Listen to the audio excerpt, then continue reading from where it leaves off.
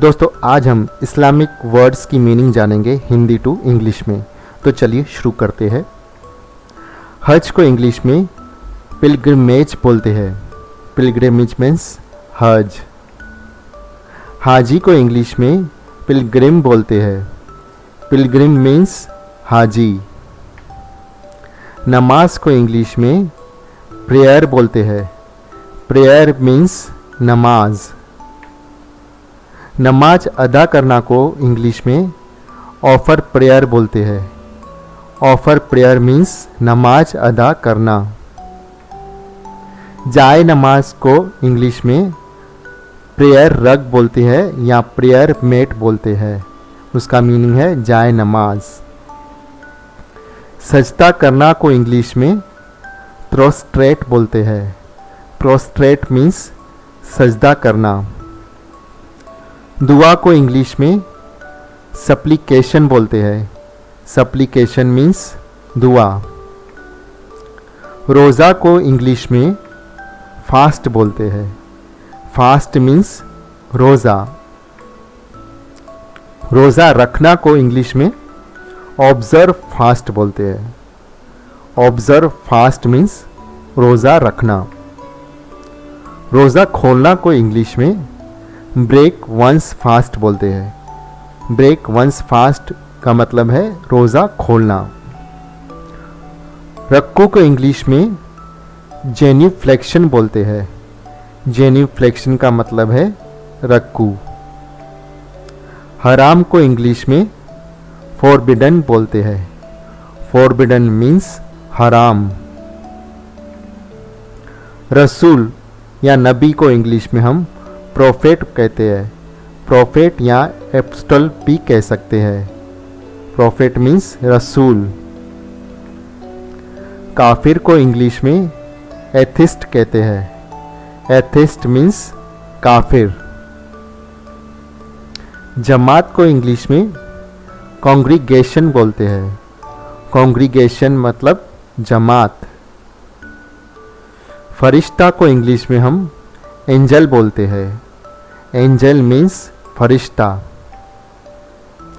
जन्नत को इंग्लिश में हम हेवन या पैराडाइस बोलते हैं। पैराडाइस मतलब जन्नत। जहनुम को इंग्लिश में हेल कहते हैं। Hello means जहनुम। कयामत का दिन को इंग्लिश में हम कहेंगे डूम्सडे।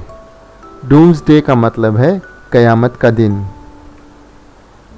नीयत को इंग्लिश में इंटेंशन बोलते हैं। इंटेंशन का मतलब है नीयत। तौहीद को इंग्लिश में मोनोथीज़म कहते हैं। मोनोथीज़म मतलब तौहीद। ज़कात को इंग्लिश में चैरिटी कहते हैं। चैरिटी का मतलब है ज़कात। फ़र्ज़ को इंग्लिश में मैंडेटरी बोलते हैं। मैंडेटरी का मतलब है फ़र्ज। फ़र्क दिल को इंग्लिश में जीनरस कहते हैं।